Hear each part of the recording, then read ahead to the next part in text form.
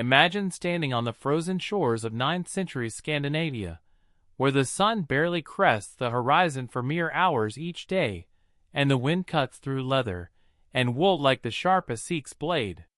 This is where the Vikings, those legendary seafarers and warriors we've romanticized in countless tales, faced their greatest adversary, not rival clans or distant armies, but the brutal, unforgiving winter that could last 7 months or more.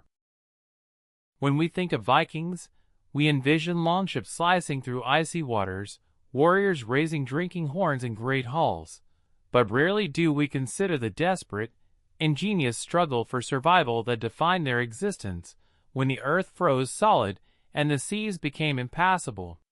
The question that haunts historians and captivates our imagination is simple yet profound.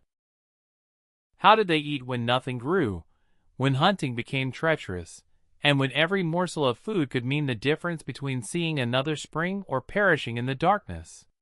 The answer reveals a people far more sophisticated than the brutish raiders of legend, a civilization that understood the delicate balance between feasting and famine, between abundance and starvation. Long before the first snowflake descended from leaden skies, Viking communities transformed into hives of frenzied activity. Women, men, and children worked from dawn until the brief dusk, their hands moving with practiced urgency because they knew what was coming. They had seen too many winters, buried too many who hadn't prepared adequately to take any chances. The harvest wasn't just about gathering crops.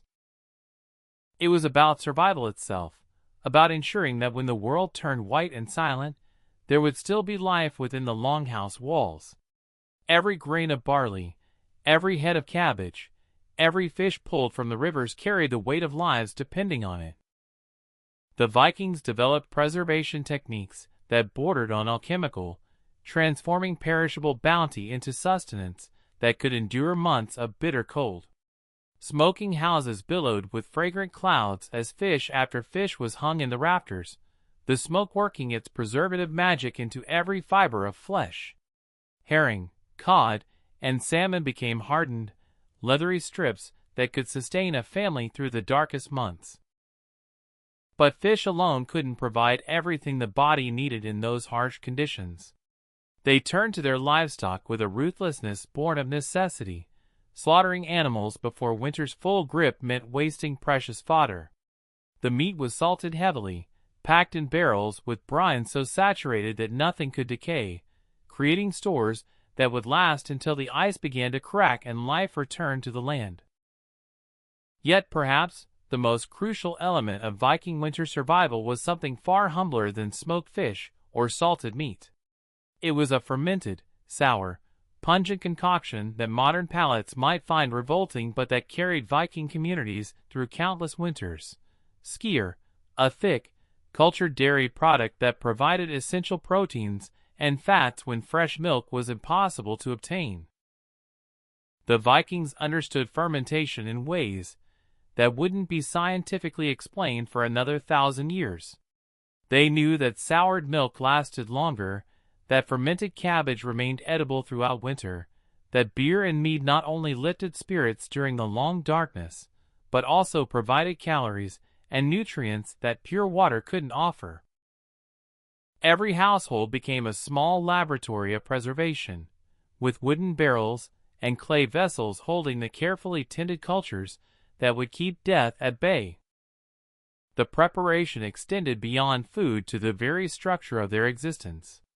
Root cellars were dug deep into the earth, where the ground's natural insulation kept temperatures steady enough to prevent freezing but cool enough to preserve. These underground chambers became treasure vaults more precious than any hoard of silver, filled with turnips, carrots, onions, and cabbages that would be rationed with mathematical precision throughout the winter months. Nothing was wasted, nothing taken for granted, because waste in winter meant death. When winter finally descended with its full terrible weight, the Viking longhouse transformed from a place of work into a fortress against the elements, a warm bubble of life in a landscape that seemed determined to extinguish it. The central hearth became the heart of existence, its flames never allowed to die completely, for rekindling a fire in deep winter could prove nearly impossible. Families gathered around this precious heat, and it was here that the true art of Viking winter survival revealed itself. The meals that emerged from those fire pits weren't the roasted boar and overflowing platters we imagine from feast hall legends. They were careful, measured portions designed to stretch limited stores across impossible months, yet they were prepared with a skill and knowledge that speaks to centuries of accumulated wisdom. The foundation of almost every winter meal was a thick, hearty porridge or stew that could simmer for hours over the low fire, extracting every possible nutrient from ingredients that might seem impossibly meager to our modern eyes. Barley, the hardy grain that could survive in Scandinavia's short growing season, became the staff of life. Ground into coarse flour or used whole, it formed the base of everything from thin gruels for the morning meal to thick, stick-to-your-ribs porridges that would fuel a day of indoor work. But the Vikings understood something crucial about nutrition that many contemporary cultures missed. Grains alone couldn't sustain life through winter. The body needed fat, needed protein, needed variety to fight off the diseases and weakness that came with the cold and darkness. This is where their preserved foods entered the daily rotation with careful deliberation. A portion of dried fish would be soaked overnight in water or whey, its salt content leaching out, its flesh softening just enough to be flaked into the morning porridge along with a precious spoonful of butter or a chunk of suet from the stored fat reserves. The combination might sound unappetizing to modern sensibilities, but it provided exactly what a body needed to maintain warmth and energy in temperatures that regularly plunged far below freezing. The fat content was crucial, absolutely essential, because the human body burns through calories at an accelerated rate when fighting cold. The Vikings knew this instinctively, knew that the layer of warmth they felt after a fatty meal wasn't luxury but survival. Vegetables from the root cellar appeared in carefully controlled amounts, added to stews that would bubble away throughout the day, their nutrients seeping into broths made from bones that had been saved from the autumn slaughter. Nothing was discarded. Bones were boiled and reboiled until they became soft enough to crush, releasing their marrow and minerals. The resulting broth became a precious liquid that could transform the simplest ingredients into something approaching nourishment. Onions, despite their humble status, were treasured for their ability to add flavor to monotonous meals and for their medicinal properties.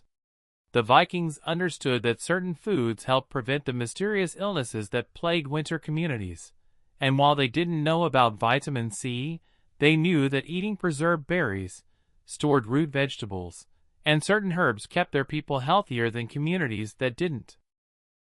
The dairy products that had been so carefully prepared in autumn became daily staples. Skyr wasn't just food, it was medicine, nutrition, and comfort combined. Its thick, creamy texture and sour tang added variety to meals that could become desperately monotonous over months of isolation. Hard cheeses, aged and dense with concentrated nutrients, were shaved into portions and savored, their richness a reminder of summer's abundance. Butter, precious butter, was used sparingly but significantly, its golden fat adding not just flavor, but essential calories, to meals that might otherwise leave the body wanting. In the coldest months, a small portion of butter melted into hot porridge could mean the difference between maintaining body heat and succumbing to the insidious creep of hypothermia. But perhaps the most psychologically important aspect of Viking winter dining was the communal nature of meals. In the darkness and isolation of winter, when the outside world became a hostile void of snow and wind, the longhouse meal was a reaffirmation of life, of connection, of hope that spring would eventually return. The evening meal carried a weight beyond mere sustenance, becoming a ritual that bound families and communities together against the psychological toll of endless darkness. As the wind howled outside and snow piled against the walls, the family would gather around the central fire, their faces illuminated by flickering flames, sharing not just food but stories, songs, and the intangible warmth of human connection. The meal might consist of a thick fish stew enriched with precious drops of seal oil, chunks of preserved turnip, and carrot adding sweetness and texture, all soaked up with dense, dark bread made from barley flour mixed with ground peas, or even tree bark in the leanest times. This wasn't poverty. This was the calculated precision of people who understood exactly how much food they had and exactly how long it needed to last. The Vikings had developed an almost supernatural ability to calculate ratios and portions, a mathematical approach to survival that required extraordinary discipline. The matriarch of the household, typically responsible for managing the winter stores, knew down to the day how much of each preserved food remained and how much could be consumed without risking starvation before the first spring fish runs began. This wasn't guesswork. It was survival mathematics practiced with the precision of a merchant calculating trade goods. Too generous with portions in the early winter, and the family might face genuine starvation in late February or March, those desperate weeks when winter had depleted all reserves but spring remained tantalizingly out of reach. Too stingy, and the family might weaken, becoming susceptible to disease or unable to perform the necessary tasks that kept the household functioning. The drinks that accompanied these meals played roles far more significant than simple refreshment. Beer, weak by modern standards, but rich in calories and nutrients from the grains used in its production, was often safer than water and provided sustenance in liquid form. Mead, that honey-based elixir we associate with Viking celebration, was reserved for special occasions during winter, its sweetness and alcohol content a rare pleasure that lifted spirits during the darkest days.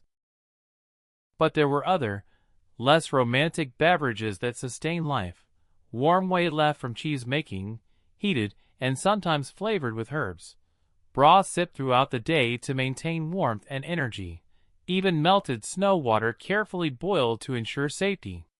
The Vikings understood hydration in ways that seem almost modern, recognizing that the dry, cold air of winter could dehydrate a body as surely as summer heat.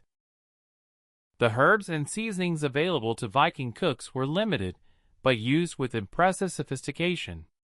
Wild garlic collected and dried before winter added not just flavor, but antimicrobial properties to foods.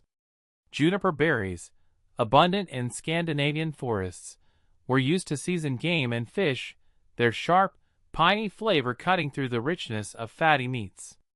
Dill, cultivated and dried, appeared in fish dishes, its familiar flavor a constant across 1,000 years of Nordic cuisine. Salt, that most precious of preservatives, was used not just for preservation but as a seasoning, though its value meant it was never wasted or used carelessly. These weren't the exotic spice routes of Mediterranean civilizations, but the Vikings created complex, satisfying flavors from their limited palate, understanding that food that tasted good was food that nourished not just the body but the soul. As winter deepened and the stores inevitably dwindled, meals became simpler, smaller, more austere. This was when the true test of preparation revealed itself, when families discovered whether their autumn work had been sufficient. The period the Vikings called famine months, typically late winter, saw meals reduced to their absolute essentials. Thin porridges stretched with water, the last of the dried fish carefully portioned, root vegetables whose quality had degraded in storage, but still offered calories and fiber. In those desperate weeks, when winter seemed eternal and spring an impossible dream, the Viking diet revealed both the fragility and resilience of human survival. The meals became exercises in creativity born of necessity, with cooks finding ways to make something palatable from ingredients that had seen better days. Sprouted grains, which modern nutritionists recognize as nutrient powerhouses, appeared in Viking winter meals as beans and grains stored in cool conditions began to germinate, their starches converting to sugars and their vitamin content actually increasing. The Vikings didn't understand the biochemistry, but they knew that sprouted grains tasted sweeter and seemed to provide more energy than their dormant counterparts. Bread made from the last of the flour might be stretched with ground dried peas, acorn flour laboriously processed to remove bitter tannins, or even sawdust from edible woods, creating dense, heavy loaves that were more about survival than pleasure. The hunting that occurred during winter was nothing like the glorious hunts of autumn. It was desperate, dangerous work in conditions that could kill the unwary hunter as easily as provide food for his family. When successful, winter game brought precious variety to the monotonous diet. Elk or deer, their meat lean from winter foraging, would be consumed immediately or in very short-term preservation because fuel for smoking or salt for curing might be too precious to spare at this point in the season. Small game, rabbits and birds, provided welcome protein and were used to create rich broths that could stretch a single animal across multiple meals.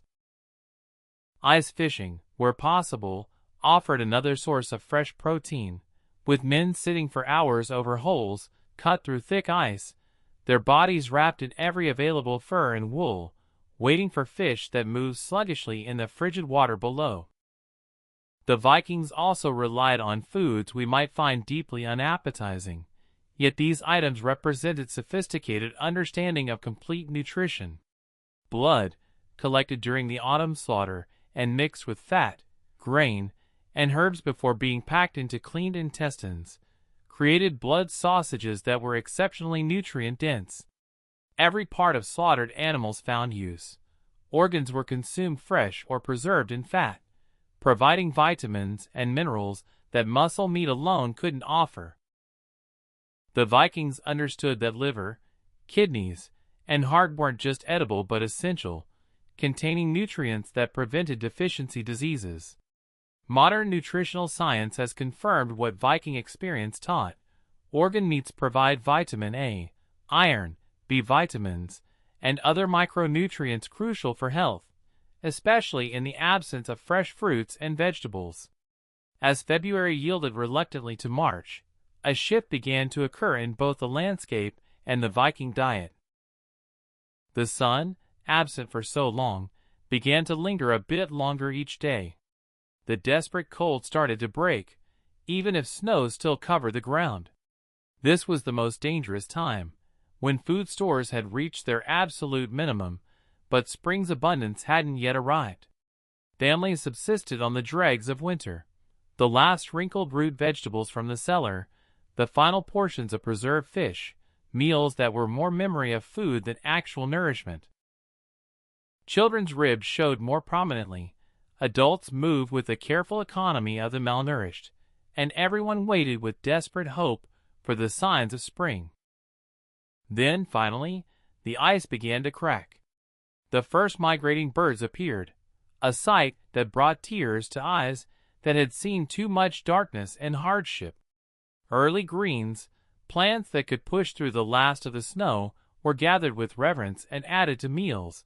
Their fresh, living taste and explosion of flavor after months of preserved foods.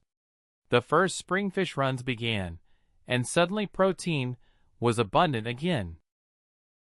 Seabirds returned to their nesting cliffs, their eggs providing fresh, rich nutrition that bodies craved after the long winter.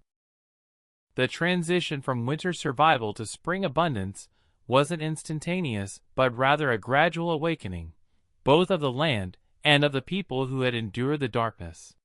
Those first fresh meals of spring carried an emotional weight that's difficult for modern people to fully comprehend. We who can walk to a supermarket any day of the year, any hour of the day, and find fresh produce from around the world cannot truly feel what it meant to taste fresh greens after 7 months of dried, salted, and fermented foods. The Vikings didn't take spring for granted. They celebrated it with a gratitude born of genuine survival, knowing that they had faced winter and emerged on the other side, that their preparation and discipline had carried them through.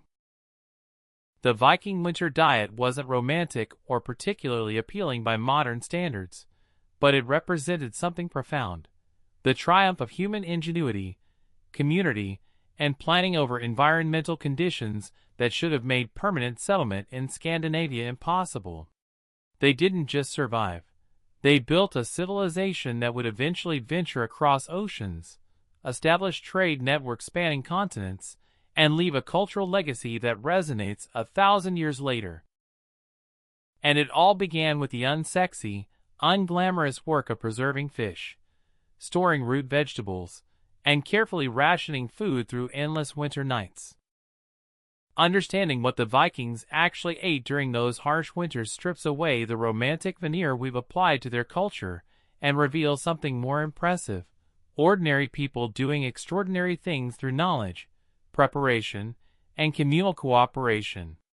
There were no magical solutions, no secret superfoods, just the accumulated wisdom of generations who had learned through trial and terrible error exactly what it took to survive when the world turned frozen and hostile. The woman carefully portioning out the last of the dried fish in late February was as much a hero as any warrior, her knowledge and discipline literally keeping her family alive. Today, as we face our own challenges and uncertainties, there's something both humbling and inspiring about the Viking approach to winter survival. They couldn't control the weather, couldn't make spring arrive sooner, couldn't wish away the darkness and cold. What they could control was their preparation, their resourcefulness, their willingness to work together and share the burden of survival. Every fish smoked, every vegetable stored, every portion carefully measured represented a choice to face reality squarely and do the hard work necessary to endure. The real diet of ancient Vikings in harsh winters tells us that survival isn't about individual heroism or brute strength, but about community, foresight, and the unglamorous persistence required to keep living when conditions turn deadly. It reminds us that the most important battles aren't always fought with swords and shields, but with careful planning, shared knowledge, and the determination to see another spring. The Vikings understood something essential: that preparation done in times of plenty determines survival in times of scarcity, that community bonds forged around shared meals and mutual dependence are stronger than any fortress wall, and that the greatest victory is simply enduring, simply surviving to tell the story. In their winter diet, in those carefully preserved foods and precisely portioned meals, we see the unglamorous truth of human resilience. We see people who looked at an impossible situation and found a way through, not because they were superhuman, but because they were profoundly, practically human. They planned, they worked, they sacrificed immediate gratification for long-term survival, and they did it together, generation after generation, until these survival strategies became cultural knowledge, the foundation of a civilization. That legacy, more than any saga of battle or exploration, represents the true strength of the Viking people, the strength to endure winter's darkness and emerge into spring's light.